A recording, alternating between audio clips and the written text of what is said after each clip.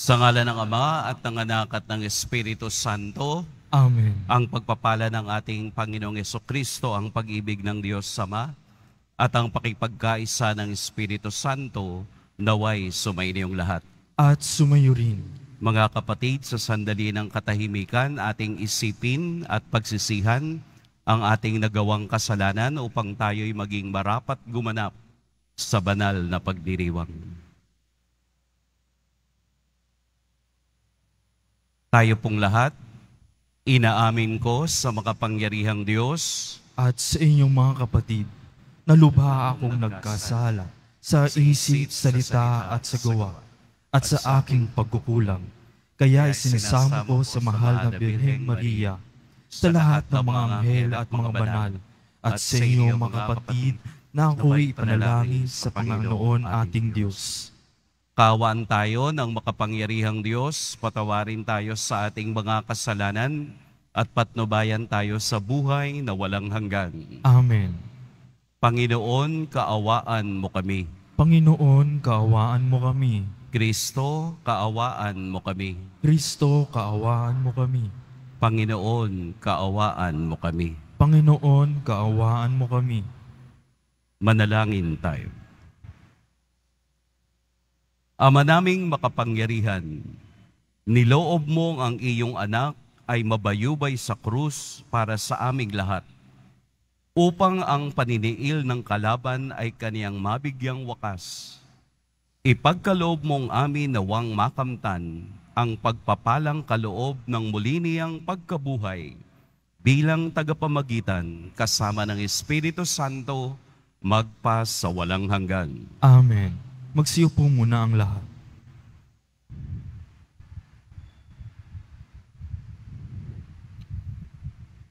Pagbasa mula sa mga gawa ng mga apostol. Noong mga araw na iyon, tumindig ang isang Pariseyong nangangalang Gamaliel, tagapagturo ng kautusan at iginagalang ng buong bayan. Inyutos niyang ilabas muna ang mga apostol, saka nagsalita. Mga kababayan, isipin ninyong mabuti ang gagawin sa mga taong ito. Hindi pa nagtatagal na lumitaw si Teudas, na nagpanggap na isang dakilang pinuno at nakaakit ng may 400 tagasunod. Ngunit nang mapatay siya, nagkawatak-watak ang mga tauhan niya at nauwi sa wala ang kilusan. Pagkatapos, lumitaw naman si Judas na taga Galilea noong panahon ng pagpapatala at nakaakit din ng maraming tauhan. Nang mapatay siya, nagkawatak din ang mga tagasunod niya. Kaya't sinasabi ko sa inyo, huwag ninyong pakialaman ang mga taong ito. Hayaan ninyo sila. Kung ang kanilang panukala o pagpupunyaging ito'y mula sa tao, ito'y mabibigo. Ngunit kung mula sa Diyos, hindi ninyo ito masasansala at lilito pang lumalaban kayo sa Diyos. Napahinuhod sila sa payo ni Gamaliel. Pinapasok na muli ang mga apostol at pagkatapos ipapalo at pagbawalang mangaral sa pangalan ni Jesus, sila'y pinalaya.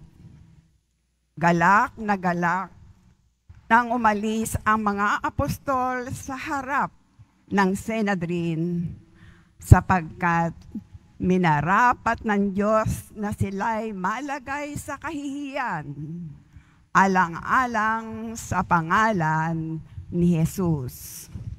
At araw-araw, nagpupunta sila sa templo at sa mga tahanan at dooy nagtuturo at nangangaral tungkol kay Jesus ang Kristo.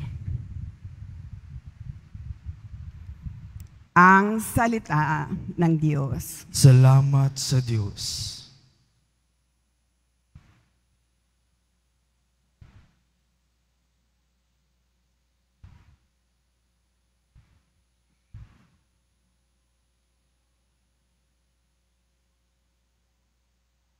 Ang tanging aking mithi, Panginooy makapiling. Ang tanging aking mithi, Panginooy makapiling. Tanglaw ko'y ang poon, aking kaligtasan. Kaya walang takot ako kanino man. Sa mga panganib, kaniyang iingatan. Kaya naman ako'y walang agam-agam. Ang tanging aking mithi, Panginooy makapiling. Isang bagay lamang ang aking mithiin. Isang bagay itong sa poon hiniling. Ang ako'y lumagi sa banal na templo upang kagandahan niya'y mamasdan ko. At yaong patnubay niya ay matamo. Ang tanging aking mithi, Panginooy makapiling. Ako'y nananalig na bago mamatay, masasaksihan ko ang iyong kabutihan na igagawad mo sa mga hinirang. Sa Panginoong Diyos, tayo'y magtiwala, ating patatagin ang paniniwala. Tayo ay umasa sa Kaniyang kalinga. Ang tanging aking mithi, Panginooy makapiling. Magsitayo na po ang lahat.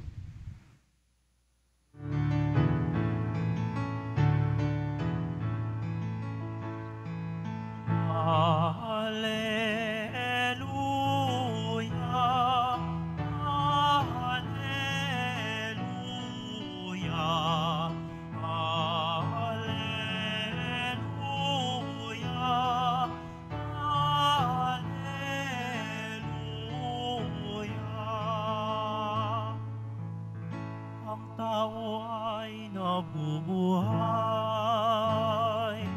sa salita ng may kapal, ang pagkain kanyang bigay. Alleluia,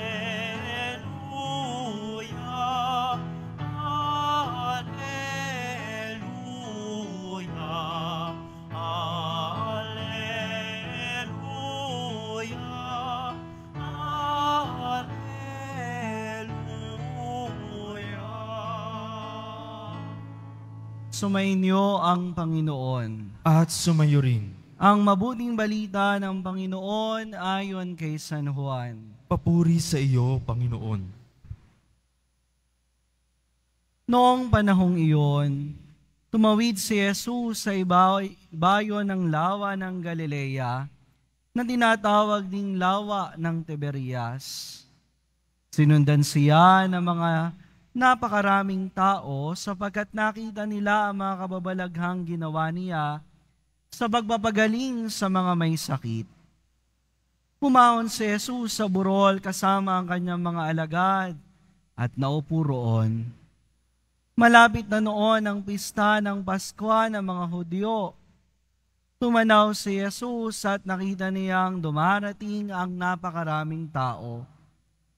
Tinanong niya si Felipe, "Saan tayo bibili ng tinapay upang makakain ang mga taong ito?" Sinabi niya ito upang subukin si Felipe, sabagat alam ni Jesus ang kanyang gagawin. Sumagot si Felipe, "Kahit na po halagang 200 denaryong tinapay ang bilhin ay di sasapat para makakain ng tika-kaunti ang mga tao." Sinabi ng isa sa kanyang mga alagad, si Andres na kapatid ni Simon Pedro, mayroon po ritong isang batang lalaki na may dalang 5 tinapay na sibada at 2 isda. Ngunit gaano ito sa ganyang karaming tao? Paupuin ninyo sila, wika ni Jesus. Madamo sa lugar na iyon, umupo ang lahat, humigit kumulang sa 5,000 ang mga lalaki. Kinuha ni Jesus ang tinapay at matapos magpasalamat sa Diyos, ay ipinamahagi sa mga tao. Gayon din ang ginawa niya sa isda. Binigyan ang lahat hanggang sa gusto nila. At nang makakain na sila, sinabi niya sa mga alagad, tipunin ninyo ang lumabis para hindi masayang. Ngayon nga ang ginawa nila, at nakapuno sila ng 12 bakol. Nang makita ng mga tao ang kababalaghang ginawa ni Jesus, sinabi nila, tunay na ito ang propetang paparito sa sanlibutan. Nahalata ni Jesus na lumalapit ang mga tao at pilit siyang kukunin upang gawing hari. Kaya muli siyang umalis na mag-isa patungo sa kaburulan. Ang mabuting balita ng Panginoon. Pinupuri ka namin, Panginoong Hesukristo. Magsiupo muna ang lahat.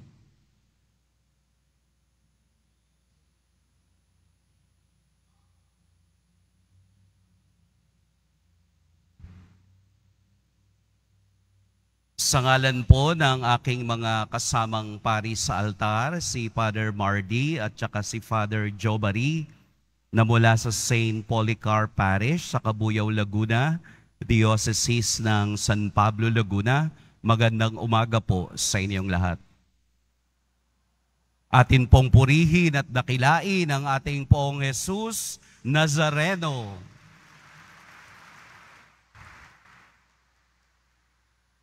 Minsan may nagtanong sa akin, Father, bakit po hindi kayo nagbabanggit ng mga sitas kapag ikaw ay nag-homily? Isa lang po ang sagot ko. Kasi ang homily, hindi siya Bible study. Ang homily ay reflection tungkol sa gospel. Kung gusto po din niyo na kayo ay makarinig ng iba't ibang sitas o biblical verses, dadalo po kayo sa mga Bible studies.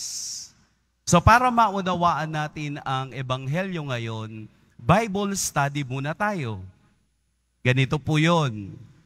Nung kami po ay nag-aaral ng theology, meron po kaming subject na tinatawag na Synoptic Gospel. Yun pong Synoptic Gospel ay iyong pagtingin sa 3 ebanghelista sa kanilang paglalahad ng Ebanghelyo. O Bible study pa lang to ha, mahirap na. Sino-sino po yung kasama sa Synoptic Gospel? Ito po yung 3. Si Mateo, si Marcos, at si Lucas. Pag inaral po namin sila, sila po ay inilalagay namin in parallel form. Ibig sabihin, tinitingnan namin kung saan sila magkakapareho. Kaya po hiwalay naming inaaral ang Ebanghelyo ng 3 at hiwalay din po na inaaral ang Ebanghelyo ni San Juan, kung saan galing yung ating Ebanghelyo ngayon. Bakit po magkakaiba? Ganun po talaga. Malalaman nyo yan pag kayo ay nag-Bible study. Bakit ko po pinupunto sa inyo? Dahil isa ang gospel na narinig natin ngayon na silang 4 ay mayroon. Yung multiplication of the bread o yung himala ng pagpaparami ng tinapay, meron silang 4.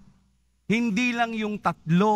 Pati si San Juan meron. So ibig sabihin po, kapag ang 4 na ebanghelista ay mayroong sanaysay tungkol sa isang pagkakataon o parte ng buhay ni Jesus, ito po ay napakahalaga. Yun po ang rason, napakahalaga ng himala ng pagpaparami ng tinapay. Simplihan lang po natin. Kahit na ang tatlo ay iba-iba ng kanilang pagpapalagay, kapareho pa rin ng patutunguhan. Ano yon? Multiplication of the bread. Sample. 5 plus 5, 10. Ibahin natin. Nagbabago ba pag sinabi kong 6 plus 4? 10 pa rin.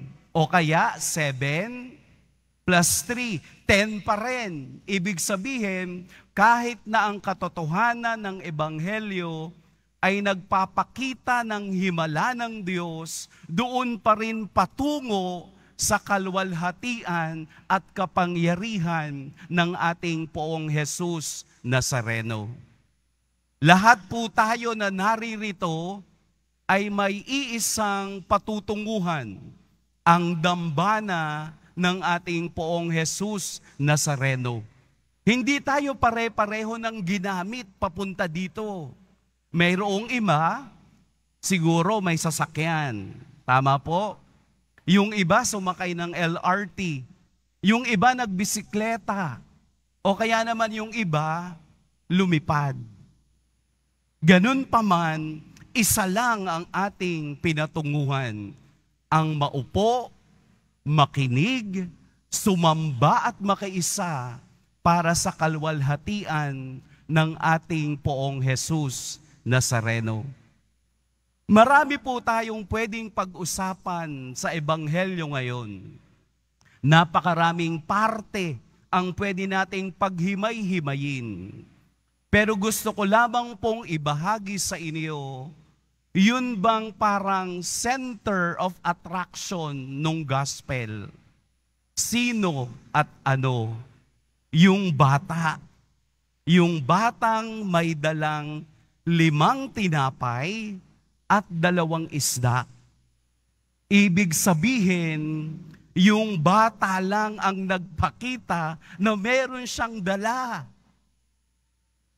Yung kasamahang matatanda, nakatago. Tama? Doon mo makikita kapag matanda na, kuripot na daw. Hindi naman.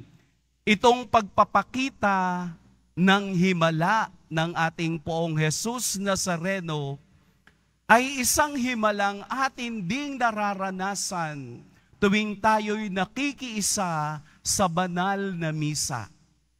Sapagkat ang himalang iyon ay tinatawag na prefiguring the Holy Eucharist. Binibigyan ngayon ng atensyon ng Ebanghelyo sa pamamagitan ng kapangyarihan ni Jesus na ang tinapay na ito na nagiging kaniyang katawan ay ibinabahagi sa lahat ng sumunod sa kaniya. At tayong lahat ng naririto ay sumunod sa kaniya. Ang tanong, ano ang iyong dala? Ang batang nakita nila ay nagbigay ng 5 tinapay at 2 isda. Kakaunti. Pero anong sabi ni Jesus? Alam na ninyo ang nangyari. Sumobra, nakaipon pa ng napakaraming bakol. Maliit, pero napagkasya sa lahat. Ano po ang ibig sabihin nito? Na ang lahat ng bagay na ibibigay natin sa Diyos, kahit na maliit, ay nagiging biyaya para sa lahat. Walang maliit sa paningin ng Diyos. Walang malaki na palaging pupurihin. Ang maliliit na bagay na yan, kapag napagsama-sama, ay nagiging sapat para sa lahat. Kaya nga po, sa ating pagninilay sa Ebanghelyo. Anong maliit ang aking daladala? Hindi po ito tungkol sa pera. Kahit maliit na pananampalataya, maliit na pag-ibig, maliit na pag-unawa, maliit na pagpapatawad, maliit na pagtanggap, maliit na pagyakap, kapag ito'y pinagsama-sama natin, mararamdaman nating tayo nga ang tunay na sumusunod kay Jesus. Na tayo nga yung nagugutom sa Kanya. Na ang maliit na bagay na meron ako ay lumalaki kapag naibabahagi ko sa iba.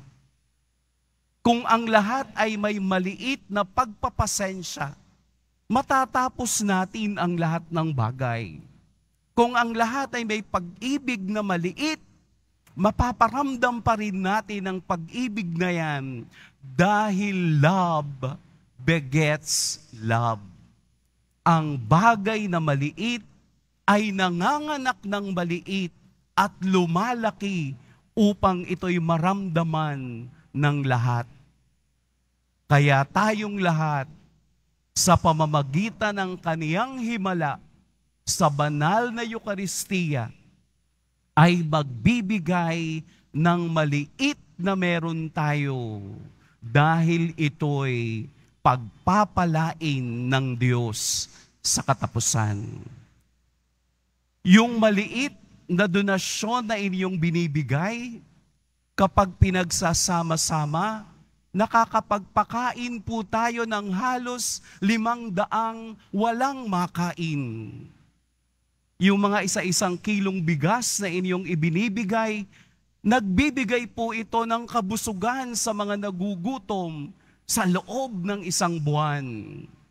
Sa walang maliit na hindi makatutulong. Ang mahalaga, kahit hirap ka, nagbibigay ka dahil hindi natin pwedeng pantayan ang pagmamahal at grasya ng Diyos.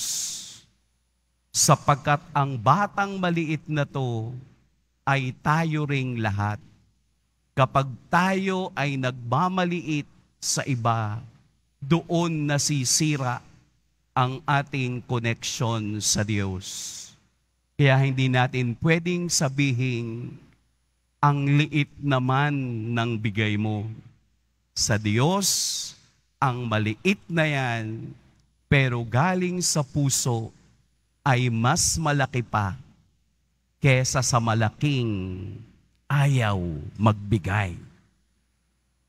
Kaya po ang Ebanghelyo ngayon ay dadalhin ninyo sapagkat sa maliit, kapag ito ay malimit, papunta sa langit. Amen. Pagpalain tayo ng poong may kapal.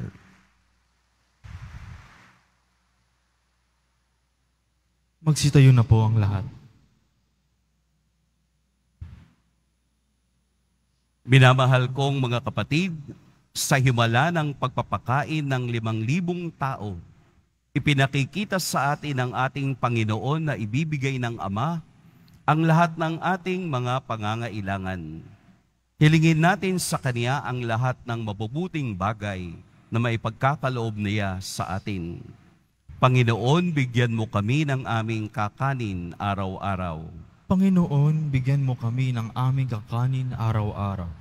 Ang mga pinuno ng simbahan, naway magpakita ng katulad ng pagkahabag na ipinamalas ni Jesus upang pakanin ang mga taong nagugutom. Manalangin tayo. Panginoon, bigyan mo kami ng aming kakanin araw-araw. Ang mga Kristiyano, naway tularan ang ginawa ng batang nagbahagi ng kanyang pagkain at magbahagi rin ng anumang maaaring makatulong sa mga nangangailangan. Manalangin tayo. Panginoon, bigyan mo kami ng aming kakanin araw-araw. Ang mga kabataan, Naway matagpuan si Kristo bilang tugon sa kanilang pagkauhaw at pagkagutom. Manalangin tayo. Panginoon, bigyan mo kami ng aming kakanin araw-araw. Ang mga may sakit, naway makatagpo ng tulong para sa kanilang katawan at kaluluwa mula sa mga nangangalaga sa kanila. Manalangin tayo. Panginoon, bigyan mo kami ng aming kakanin araw-araw.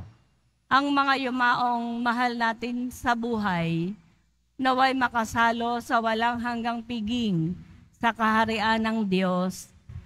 Manalangin tayo. Panginoon, bigyan mo kami ng aming kakanin araw-araw. Mapagmahal na Ama, dinggin mo ang mga panalangin ng iyong bayang nagtitipon upang mag-alay at tanggapin ang handog na walang pagmamaliw, ang iyong anak na nabubuhay at naghaharing magpas sa walang hanggan. Amen. Magsiupo muna ang lahat.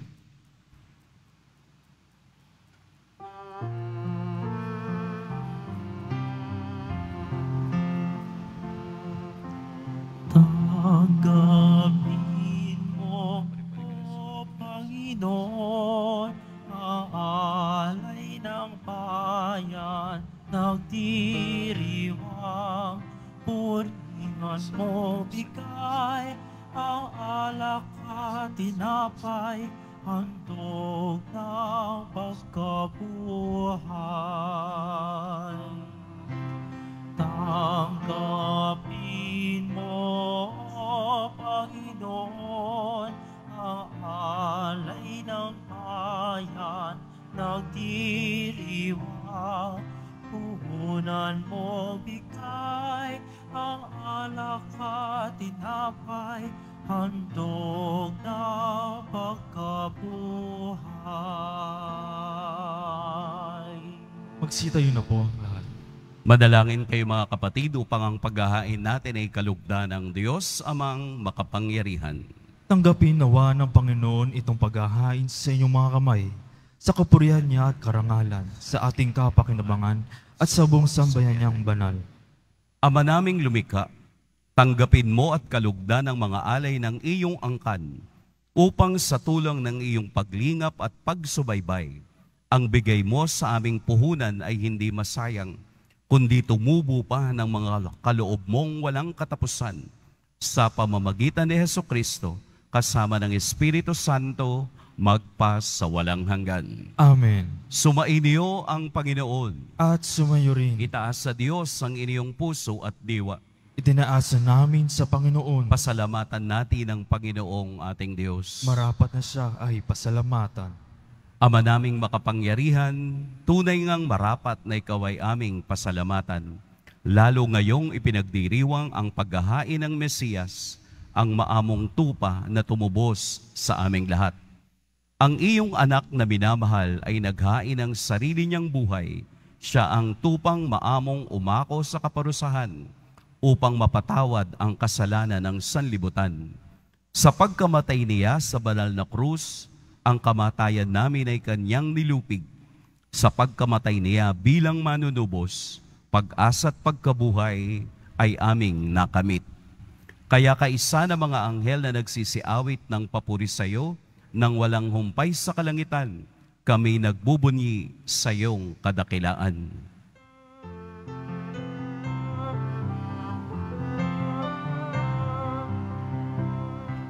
Santo, Santo, Santo, Panginoong Diyos ng mga hukbo, napupuno ang langit at lupa, ang kadakilaan mo.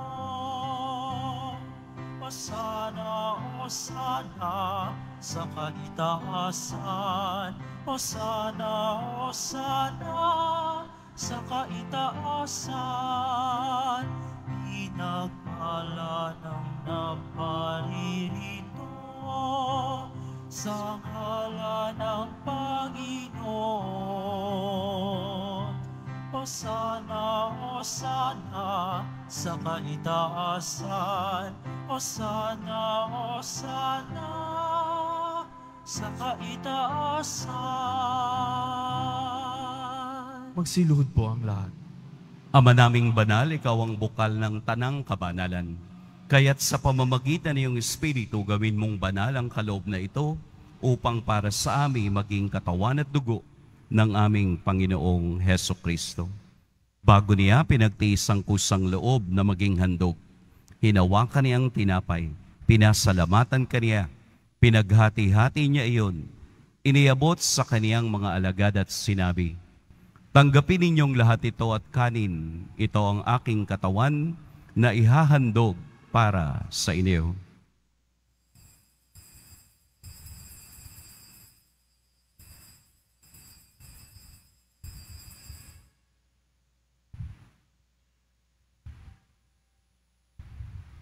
Gayun din naman, noong matapos ang hapunan, hinawakan niya ang kalis, muli kaniyang pinasalamatan. Inabot niya ang kalis sa kaniyang mga alagad at sinabi, "Tanggapin ninyong lahat ito at inumin, ito ang kalis ng aking dugo, ng bago at walang hanggang tipan, ang aking dugo na ibubuhos para sa inyo at para sa lahat, sa ikapagpapatawad ng mga kasalanan. Gawin ninyo ito sa pag-alala sa akin."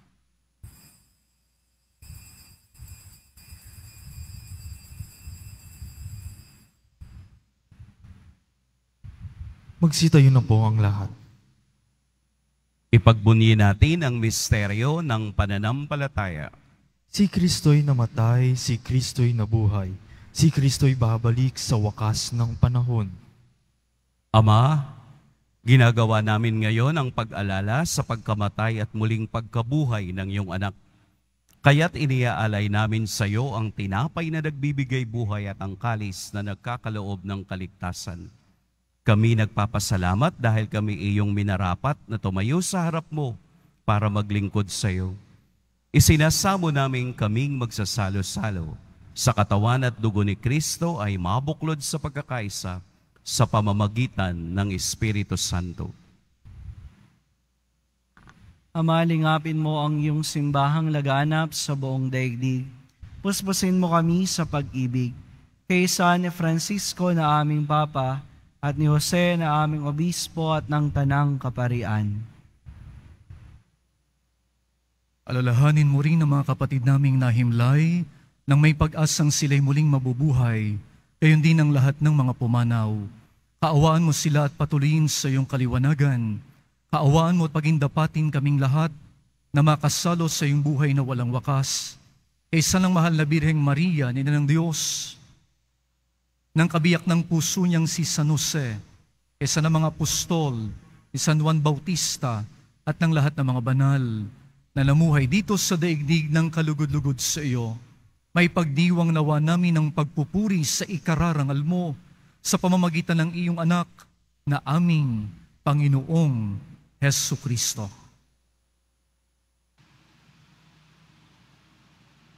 Sa pamamagitan ni Kristo kasama niya at sa Kaniya, ang lahat ng parangal at papuri sa iyo, Diyos amang makapangyarihan, kasama ng Espiritu Santo, magpasa walang hanggan.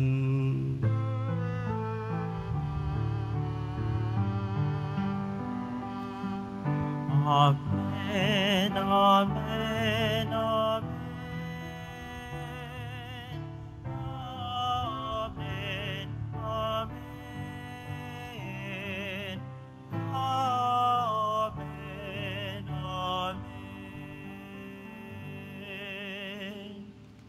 Sa tagubilin ng nakagagaling na utos at sa turo ni Jesus na Panginoon natin at Diyos, ipahayag natin ng lakas loob.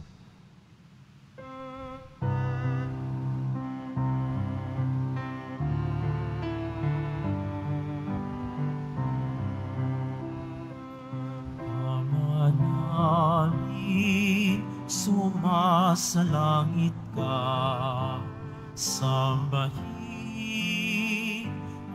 ngalan mo, mapasamin ang kaharian mo, sundin ang loob mo, ito sa lupa para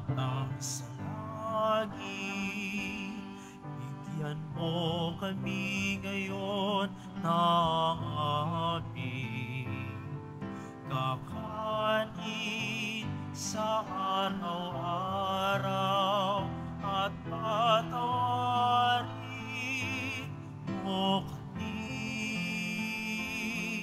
sa aming mga kasala para na magpapatawad namin sa nagkakasala sa amin, at huwag mo kami ipahintulot sa tukso, at yanyan mo kami sa lahat ng masama.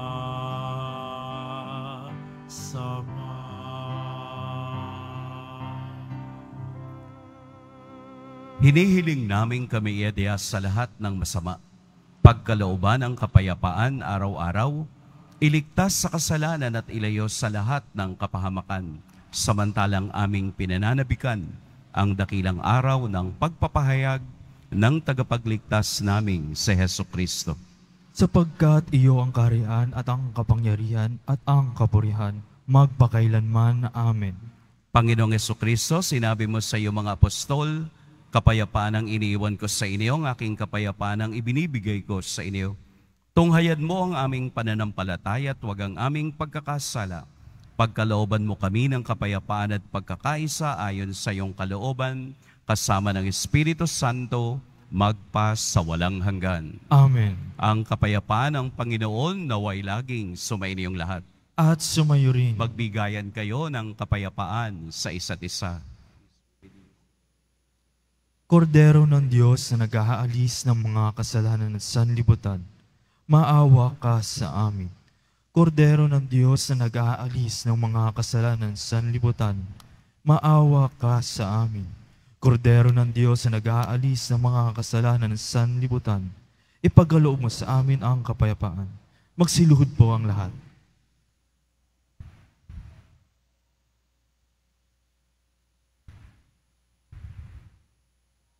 Narito si Jesus, ang ating tunay na himala. Ito ang kordero ng Diyos. Ito ang nag-aalis sa mga kasalanan ng sanlibutan. Mapapalad ang inaanyayahan sa kaniyang piging. Panginoon, hindi ako karapat-dapat na magpatuloy sa iyo. Ngunit sa isang salita mo lamang ay gagaling na ako.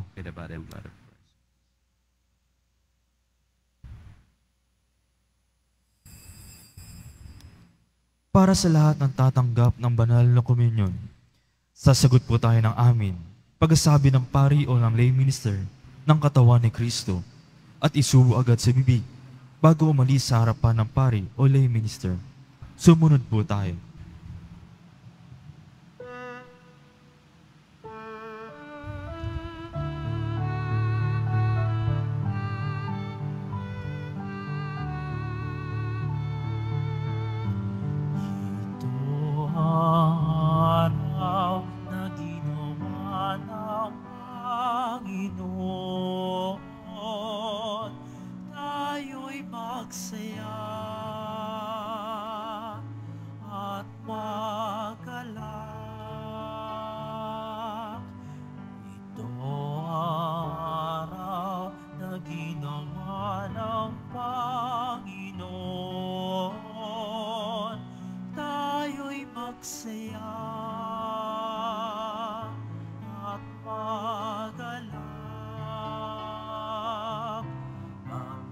Salamat kayo sa Panginoon.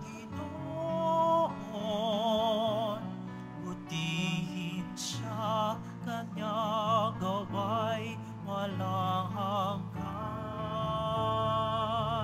Sabihin ng sambayan at ng Israel,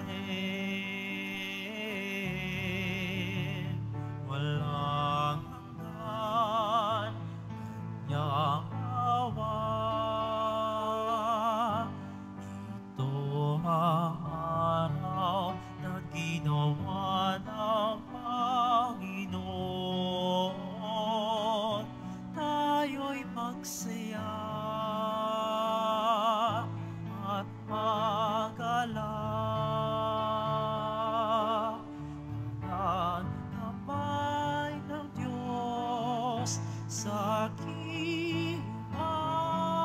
mo, ang bisiya sa akin, ang tagapagtanggol. Ako'y hindi mapapahamak kailanman. Ipangalan ko, luwalhati niya. Ito ang araw na ginawa ng Panginoon. Tayo'y magsaya at magalak. Kanang kamay ng Diyos sa aking umako. Ang bisig niya sa akin ng pagtagagtanggol. Ako'y hindi napapahamak kailanman. Ipahayag ko, luwalhati niya. Ito ang araw na ginawa ng Panginoon. Tayo'y magsaya at magalak. Ating Panginoon, buong mabuhay. Siyang bato pinakihatag ang pagtayo. Kahanga sa amang mga mata. Tuwanan niya, purihin siya. Ang araw na ginawa ng Panginoon. Tayo'y magsaya at magalak. Ito ang araw na ginawa ng Panginoon.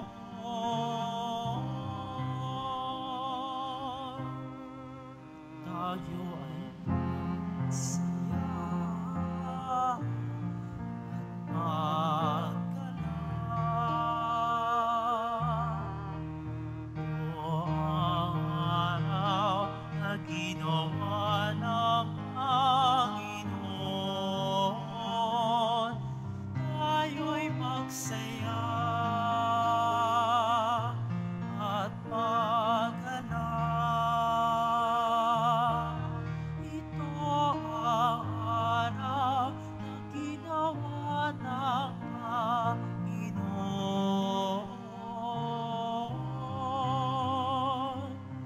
Tayo'y magsaya at magalak.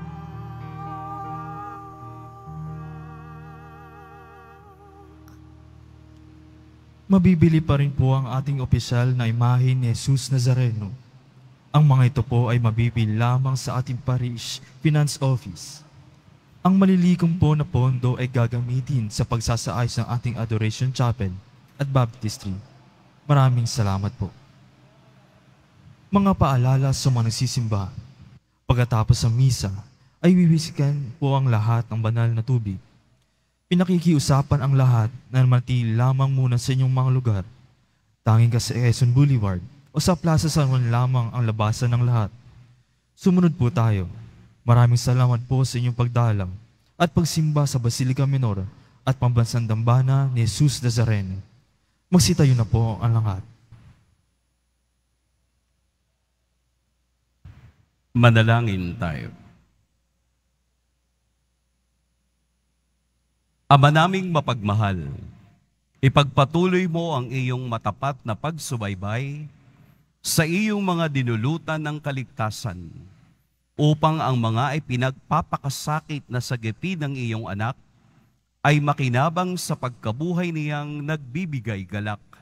Sa pamamagitan niya, kasama ng Espiritu Santo, magpa sa walang hanggan. Amen. Sumainyo ang Panginoon. At sumayo rin. Yumuko kayo para sa pagbabasbas. Mahal na poong Jesus Nazareno, inihayag mo sa pamamagitan ng krus ang walang maliw na pag-ibig ng Diyos sa sangkatauhan. Pakinggan mo po ang kahilingan ng iyong angkan na nagsusumamo sa iyo.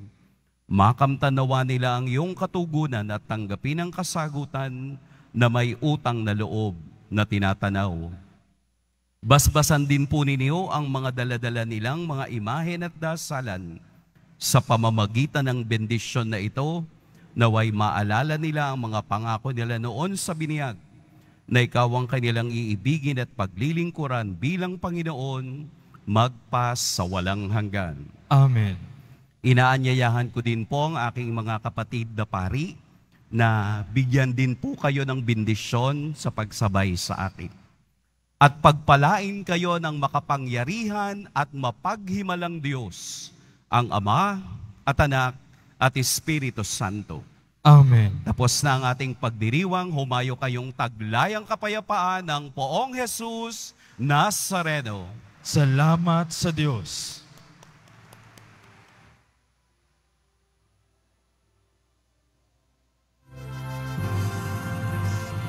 Padre Jesus Nazareno, sinasamba ka namin. Pinipinto ka namin. Aral mo ang aming buhay at kaligtasan. Si Padre Jesus Nazareno, iligtas mo kami sa kasalanan. Ang krus ng kinamatayan ay sagisang ng